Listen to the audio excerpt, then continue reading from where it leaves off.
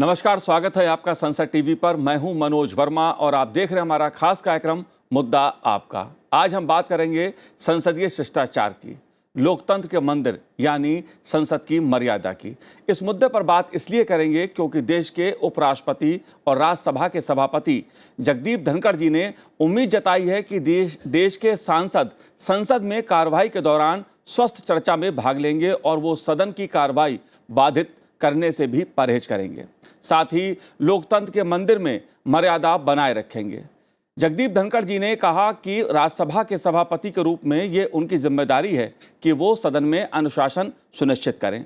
जगदीप धनखड़ जी ने यह बात IIT मद्रास के सेंटर फॉर इनोवेशन के उद्घाटन समारोह में कही। अपने संबोधन में जगदीप धनखड़ जी ने कई महत्वपूर्ण मुद्दे उठाए, मसलन सदन में नारेबाजी, हंगामा क्यों, संसद की कार्रवाई में बाधा क्यों। मुद्दा संसद की मर्यादा और अनुशासन का है। सभापति जगदीप धनखड़ जी ने कहा कि सदन के भीतर या बाहर अभिव्यक्ति का विशेषाधिकार है, लेकिन क्या ये विशेषाधिकार बिना जिम्मेदारी के, बिना जवाबदेही के है?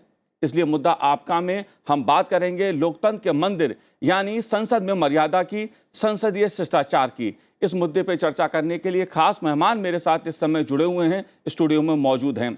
राज्यसभा सांसद डॉक्टर लक्ष्मीकांत वाजपेयी जी मेरे साथ इस समय स्टूडियो में हैं। लक्ष्मीकांत जी, आपका बहुत बहुत स्वागत है संसद टीवी पर। साथ ही हम बात करेंगे राज्यसभा सांसद सुजीत कुमार जी से। सुजीत जी, आपका भी स्वागत है संसद टीवी पर। और मेरे साथ इस समय जुड़े हुए हैं राज्यसभा के पूर्व महासचिव VK अग्निहोत्री जी। अग्निहोत्री जी, आपका भी बहुत बहुत स्वागत है संसद टीवी पर। लेकिन शुरुआत डॉक्टर लक्ष्मीकांत वाजपेयी जी मैं आपसे करूँगा।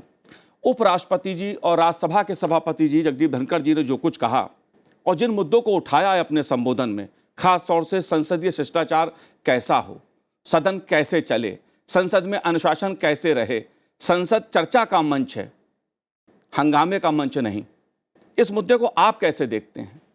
राज्यसभा के सभापति के नाते उनके द्वारा उठाया गया विषय समय के अनुकूल है और ये चिंता का विषय है कि जो सदन प्रश्नकाल, शून्य प्रहर, आधे घंटे की चर्चा, याचिका, संकल्प, गैर सरकारी विधेयक और प्रस्ताव, बजट पर कटौती, राष्ट्रपति के अभिभाषण पर संशोधन आदि के माध्यम से हमको ये अवसर प्रदान करता है कि हम अपने प्रदेश की, अपने क्षेत्र की और समाज की विभिन्न विषयों को रख सकें और सरकार का निर्णय प्राप्त कर सकें। नियमों के अंतर्गत और लोकतांत्रिक प्रक्रिया के अंतर्गत जो अधिकार मुझको प्राप्त है, वो अधिकार का प्रयोग यदि मैं करूं तो निश्चित तौर पर सदन की गरिमा भी बचेगी और सदन अपने उद्देश्य में सफल भी होगा। आदरणीय उपराष्ट्रपति जी यानी सभापति राज्यसभा इन दिनों चिंतित भी हैं और उनका प्रयास भी रहता है कि सदन को संयमित और मर्यादित रखने का। जी बिल्कुल। सुजीत जी, मैं आपसे भी जानना चाहूंगा इस मुद्दे को। संसद का मंच, संसद जो है वो आम जनता के मुद्दों पर चर्चा करने के लिए है, जो कानून बनने वाले हैं उस पर चर्चा करने के लिए है। जनता को बहुत उम्मीदें रहती हैं कि उनके जनप्रतिनिधि उनसे जुड़े मुद्दों को सदन में उठाएंगे, उस पर चर्चा होगी, सरकार से जवाब मांगा जाएगा। लेकिन देखने में कुछ और ही आता है, जिसकी तरफ उपराष्ट्रपति जी, सभापति जी बार बार इशारा कर रहे हैं कि सदन में संवाद हो, चर्चा हो, मुद्दों पर बहस हो, ये हंगामा, नारेबाजी ना हो। इस मुद्दे को आप कैसे देखते हैं? मनोज जी, देखिए, मेरा और मेरा पार्टी का राय इसमें बहुत स्पष्ट है और कई बार मैं आप ही के चैनल में मैं कह चुका हूँ। देखिए, ये हम दुनिया के सबसे बड़े लोकतंत्र हैं, वर्ल्ड लार्जेस्ट डेमोक्रेसी, और इसका सबसे बड़ा मंच है संसद। और संसद में हमको भेजते हैं अपने राज्य की, अपने लोगों की समस्या, देश की, देश हित में जो समस्या है उस पर चर्चा करने के लिए। लेकिन जब शोर शराबा, नारेबाजी, हंगामा होता है तो इतना दुख की बात है। और हम लोग जो देखिए, हमारी पार्टी आज तक वेल में नहीं गई है, कभी हंगामा, नारेबाजी नहीं की है, लेकिन हम खूब आलोचना करते हैं सरकार की, खूब हम लोग वाद विवाद में भाग लेते हैं। सरकार की जो कमियां हैं, जो हमको लगता है कि देश हित में नहीं है, जनहित में नहीं है, उसकी आलोचना करते हैं, सरकार को कटघरे में खड़ा करते हैं। लेकिन जहां हमको लगता है कि सरकार अच्छा काम कर रहा है, उसका सराहना भी करते हैं। तो यही रवैया होना चाहिए हर पार्टी की, मेरे ख्याल से। लेकिन दुख की बात है, देखिए अभी कितने दिन बर्बाद हो जाते हैं, कितने घंटे बर्बाद हो जाते हैं, एक एक सेशन वॉश आउट हो जाता है जब चर्चा नहीं हो पाता है। विशेषकर जो शून्यकाल है, प्रश्नकाल है, लोग कितने उम्मीदें लगाए रखते हैं कि हमारे सांसद जाएंगे दिल्ली संसद में, हमारे जिला का, हमारे क्षेत्र का, कॉन्स्टिट्यूंसी का इश्यू को उठाएंगे, लेकिन जब प्रश्नकाल में, जो शून्यकाल में हम उठा नहीं पाते हैं, बहुत खेद होता है। और विशेषकर हम लोग जो युवा सांसद हैं, हम लोग के लिए एक बहुत बड़ा मौका है कि यहाँ पे हम लोग, और मुश्किल से तो उठता ही है प्रश्नकाल में और शून्यकाल में, और वो भी जब हंगामा के चलते वॉश आउट हो जाता है, तो बहुत ही, ये देश के लिए बहुत ही दुखदायक है। और इसका अभी खेद भी राष्ट्रीय उपराष्ट्रपति जी ने, माननीय चेयरमैन साहब ने किया है, कई बार किया है। तो मैं तो यही उम्मीद रखूंगा, मेरा गुजारिश रहेगा हर पॉलिटिकल पार्टी से कि आप अगर आलोचना करना है, यही तो गणतंत्र की, यही तो ब्यूटी है। जी सरकार को आप बिल्कुल उनकी जो कमियां, उसको आलोचना में, उनको बात विवाद में लाइए, लेकिन जब चलेगा हाउस तभी आप शोर शराबा करके आप क्या प्रूव करना चाहते हैं।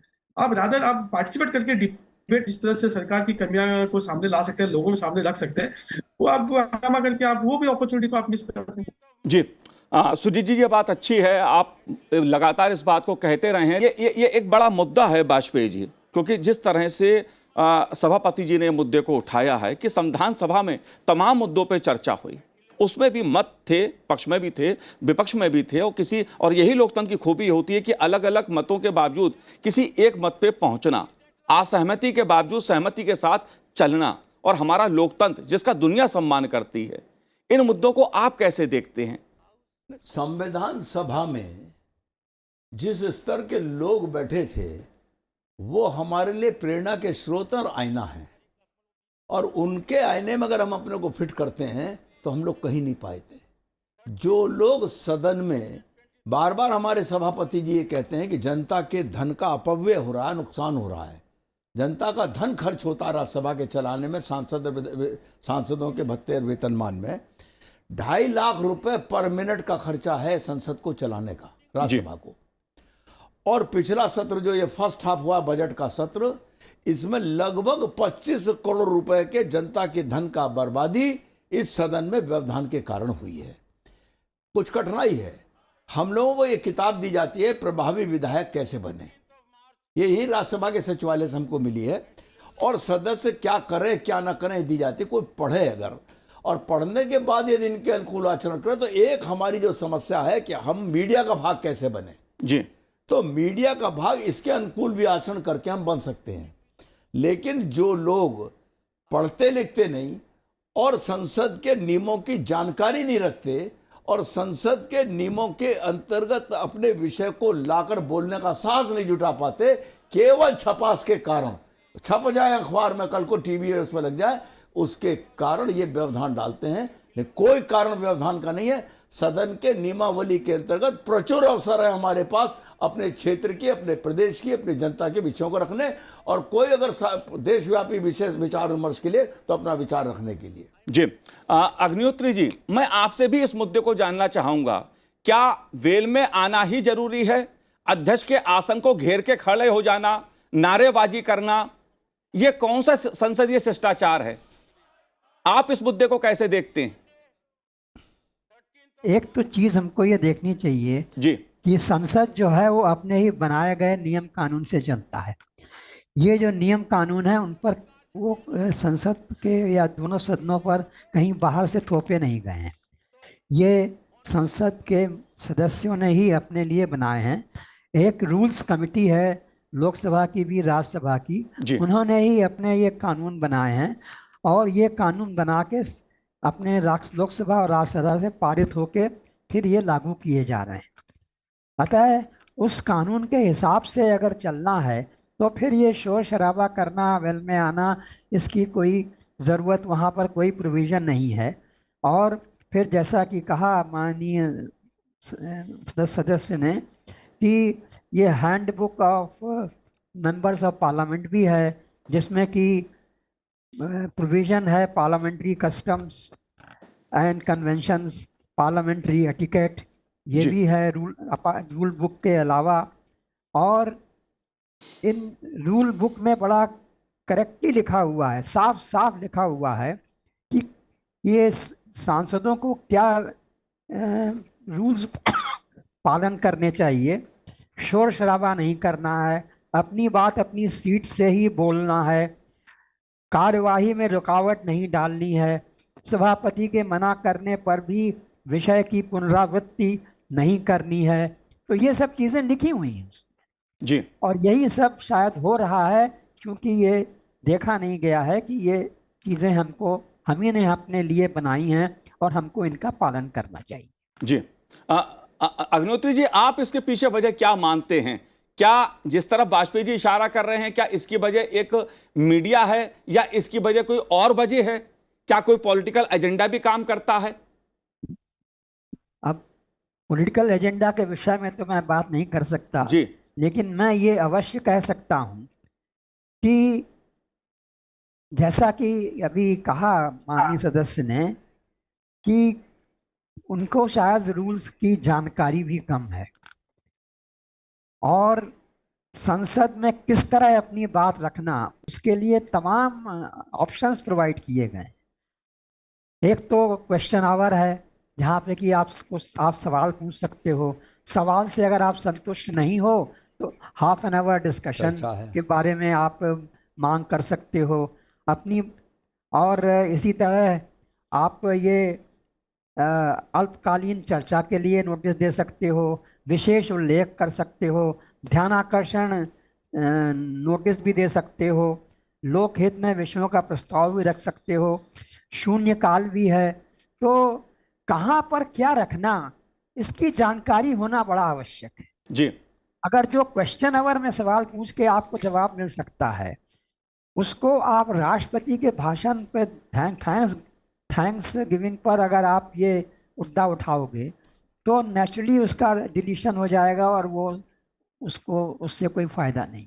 जी बिल्कुल, जैसा आपने कहा, सदन के जो नियम हैं, जो सदस्यों ने ही मिलकर बनाए हैं, सदन ने बनाए हैं, जाहिर तौर पे सदन नियमों और परंपराओं से ही चलता है और अध्यक्ष हों या सभापति जी हों, वो कोशिश लगातार करते हैं कि सदन चले, मुद्दों पे चर्चा हो, मुद्दों पर बहस हो। लेकिन बात मीडिया की आई है। सुजीत जी, मैं आपसे जानना चाहता हूँ मीडिया की इस भूमिका को भी। अक्सर ये बात कही जाती है कि मीडिया में छपने के लिए, दिखने के लिए हंगामा होता है, ये कितना उचित है? ये तो सच है। बहुत बार हम लोग देखते हैं कि कुछ सांसद और कुछ पार्टीज वो मीडिया में चर्चे में रहने के लिए और अपने मतलब जो बोलते हैं इंग्लिश में ना, प्लेइंग टू द गैलरी। तो ये बहुत ही अनुचित है, बहुत ही दुखद है। देखिए, आप जैसे कमिटी मीटिंग्स में तो नहीं होता ये शोर शराबा, नहीं होता है क्योंकि वहाँ मीडिया नहीं है। वहाँ पे आप एक क्लोज डोर मीटिंग होता है, तो वहाँ पे बहुत अच्छा बहुत ही अच्छे ढंग से वहाँ पे अपने विचार रखते हैं और अच्छा बहस होता है वहाँ पे। तो कहीं ना कहीं मुझे लगता है कि जब से ये मीडिया का जो डायरेक्ट टेलीकास्ट हो रहा है सदन की कार्रवाई, तो उससे भी मतलब बहुत प्रभावित होते हैं उनका जो व्यवहार है सदन में। और एक आप आर्टिकल 105 तो है ही, जी जो इम्यूनिटी देती है संसद में, कुछ भी कैसे भी लोग अपना व्यवहार करें, क्या कुछ भी बोले। तो ये एक बहुत बड़ा मुद्दा है। और जो पॉलिटिकल एजेंडा तो है ही, पॉलिटिकल एजेंडा तो बिल्कुल है ही, क्योंकि कुछ पार्टीज तो हैं, उनको कुछ भी सरकार का कुछ भी नीति हो, कुछ भी सरकार का वहां पे एजेंडा हो, उसको अपोज ही करना है। वो जी देश हित में हो, जनहित में हो, ना हो, मतलब उनको कोई मतलब ही नहीं है। सरकार कोई भी नीति है, मतलब कुछ इश्यूज हैं जहाँ पे आपको ऑल पार्टी का सपोर्ट होना चाहिए। नेशनल इंटरेस्ट में कुछ इश्यूज हैं, देश की एकता अखंडता के लिए कोई अगर इश्यू है, तो इसमें कोई बहस नहीं होनी चाहिए। लेकिन उसमें भी मतलब कुछ पार्टीज और कुछ सांसद उसमें भी मतलब हंगामा शोर शराबा करते हैं। तो मैं मानता हूँ कि मीडिया का तो है ही भूमिका, लेकिन इसमें मीडिया का क्या कसूर है? वो तो मतलब बेसिकली वो तो दिखाते हैं जो हकीकत चल रहा है जी हाउस में। और ये सेल्फ करेक्शन की जरूरत है। देखिए, ये सेल्फ करेक्शन की जरूरत है। इसमें सारे पार्टीज जो हैं उनको खुद को सेल्फ इंट्रोस्पेक्ट करना चाहिए कि मतलब क्या कर रहे हैं, मतलब क्या मैसेज दे रहे हैं, जी देश को क्या मैसेज दे जी रहे हैं। बिल्कुल, विशेषाधिकार का मुद्दा भी एक बहुत महत्वपूर्ण मुद्दा है। उस तरफ भी उपराष्ट्रपति जी ने इशारा किया है। लेकिन इससे पहले कि उस मुद्दे पे मैं चर्चा करूं वाजपेयी जी, लेकिन यह मुद्दा एक मीडिया के लिए भी है, जनता के लिए भी है। क्योंकि अगर सदन की कार्रवाई का प्रसारण होता है, उसके पीछे उद्देश्य ये था कि सदन में चर्चा जो होती है उसे देश की जनता सुन सके, समझ सके। जो जनप्रतिनिधि हैं, जो सांसद सदस्य हैं, वो कौन से मुद्दे उठा रहे हैं, जनता देख सके, सुन सके। लेकिन क्या इस देश की जनता सदन में व्यवधान कैसे हो रहा है, उस पर उसकी क्या प्रतिक्रिया होनी चाहिए? इस मुद्दे को आप कैसे देखते हैं? मीडिया की भूमिका को आप कैसे देखते हैं? निश्चित तौर पर सदन में की कार्रवाई को दिखाना, जनता को सदन की परिस्थितियों से अवगत कराना, लेकिन जो सदन में आचरण हो रहा है आज की तारीख में, उसको भी देश की जनता देख रही है और देश की जनता ना तो उससे प्रसन्न है और ना उसको अच्छा मान रही है। दूसरी बात मैं कहना चाहता हूं कि जनता को दिखाना कोई अपराध नहीं है, कहीं ना कहीं मुझे अपना आचरण सुधारना होगा। हम नहीं सुधरेंगे कि संकल्प के साथ राज्यसभा में जाना उचित नहीं है। एक बात और कहना चाहता हूं, जब हम लोगों की ट्रेनिंग होती है तो जो नए संसद सदस्य आते हैं ना तो उनकी ट्रेनिंग में रुचि होती, वो जाते नहीं, टाइम नहीं देते। भाई हम लोग तो 19 साल की विधायकी करके आए, इसलिए मान लो ट्रेनिंग में गए नहीं गए, देर सवेर हुआ, लेकिन ट्रेनिंग ही नहीं लेते। और जब ट्रेनिंग ही नहीं होगी, नियम कायदों की जानकारी नहीं होगी, तो हमारा व्यवहार नहीं सुधरेगा। एक बात, जो बात मीडिया की आई है उसमें एक बड़ी विनम्रता पूर्वक, अगर मेरे अधिकार क्षेत्र से बाहर बात हो तो मैं सभी मीडिया जगत से, मीडिया हाउसेस से क्षमा मांगते हुए, एक बार आप लोग ये तय कर लीजिए कि सदन के भीतर अनुशासित नियमों के अंतर्गत जो कार्रवाई होगी वो मेरे अखबार और चैनल का भाग बनेगा, तो ये अशोभनीय आचरण अपने आप बंद हो जाएंगे। 1 महीने के मीडिया ये घोषणा कर दें और नसीहतें दें अपने एडिटोरियल के माध्यम से इन संसद सदस्यों को जो सदन में व्यवधान पैदा करते हैं। जी, जाहिर सी बात है, मीडिया का भी अपना एक कर्तव्य है। इस लोकतंत्र का एक चौथा खंभा कहा जाता है मीडिया को, उसकी भूमिका भी है। लेकिन वाजपेयी जी, एक महत्वपूर्ण बिंदु, संविधान के अनुच्छेद 105 में एक प्रावधान है जो सदस्यों को आपराधिक मुकदमे से बचाता है। यह एक बड़ा विशेषाधिकार है। एक सांसद, माननीय सांसद कुछ भी सदन में बोलते हैं और संविधान कहता है कि 140 करोड़ लोग भले ही आहत हो जाएं, अदालत नहीं जा सकते हैं, मानहानि नहीं कर सकते हैं, आपराधिक कार्रवाई के लिए नहीं जा सकते हैं। यह संसद के सदस्यों को दिया गया अभिव्यक्ति का विशेषाधिकार है। लेकिन जो बात उपराष्ट्रपति जी कह रहे हैं वो और महत्वपूर्ण है। ठीक है, विशेषाधिकार मिला अभिव्यक्ति का, लेकिन क्या यह विशेषाधिकार बिना जिम्मेदारी के, बिना जवाबदेही के है? मैं ये जानना चाहता हूं। निश्चित तौर पर सदन की एक इथिक कमेटी है जो हमारे आचार विचार के बारे में मार्गदर्शन देती है। सदन की एक नियम समिति है जो सदन के नियमों का निर्माण करती है। ये उस प्राप्त विशेषाधिकार का सीधे सीधे दुरुपयोग है कि सदन में खड़े होकर मैं कोई आचरण करूंगा, कोई विषय रखूंगा, उस पर मुझ पर आपराधिक मुकदमा सदन के बाहर थाने पर नहीं हो सकता। इस प्राप्त विशेषाधिकार का उल्लंघन करके हम अपने आचरण को खराब कर रहे हैं। हम पर इस बात का अंकुश होना चाहिए कि यदि सदन के भीतर भी हमने कोई बात की है तो उसे साबित करना हमारे लिए जरूरी होगा। लेकिन वाजपेयी जी, ये कैसे होगा? विशेष अधिकार जो मिला हुआ अभिव्यक्ति का, उसकी आड़ लेके कुछ भी बात कही जाएगी सदन में? मैंने रेफरेंस दिया नियम समिति का और इथिक्स कमेटी का। अगर नियम समिति इस परिस्थिति पर आज विचार कर ले और फिर कुछ अंकुश के साथ विशेषाधिकार को देने का तय करे, ये मेरा सुझाव भी है, प्रस्ताव भी है। जी, अग्निहोत्री जी, आप इस मुद्दे को कैसे देखते हैं? क्योंकि बात आती है अभिव्यक्ति की स्वतंत्रता की, बात आती है विशेषाधिकार की, बात आती है, और कई बात ऐसी कही जाती हैं सदन में जिसको लेकर सवाल उठता है कि उसमें सत्यता कितनी है, प्रमाण कितने हैं उसके पीछे।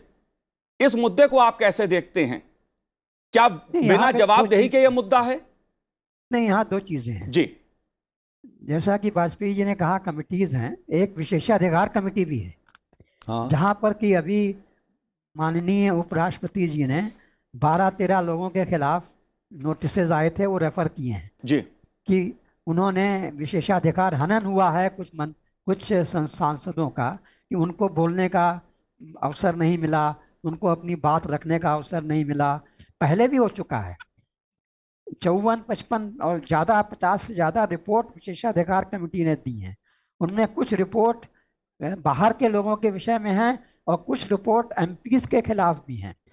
इसमें 54th रिपोर्ट है 2009 की, जिसमें कि यही मुद्दा उठाया था कुछ मेंबर्स ऑफ पार्लियामेंट ने कि हमको सवाल, जो प्रश्नकाल है उसमें हमको सवाल पूछने नहीं दिया गया, या डिस्कशन जब हो रहा है तो हमको अपनी बात रखने नहीं दी गई।